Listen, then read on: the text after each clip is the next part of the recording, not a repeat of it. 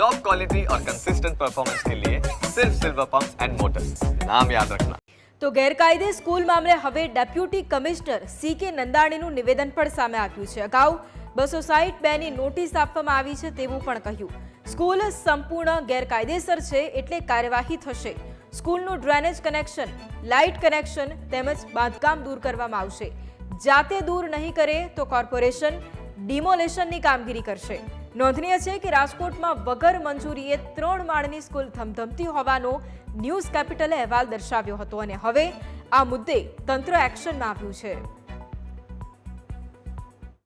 અગાઉ આ મિલકતને 23/5/2023ના 262 ની નોટિસ આપેલી છે।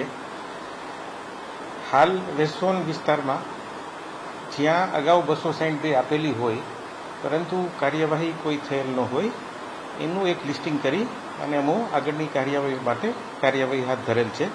એ પૈકી આજે અમે આ પ્રોપર્ટીની સ્થળ વિઝિટ પણ લીધી હતી, અમે પોતે અમારી ટીમ સાથે।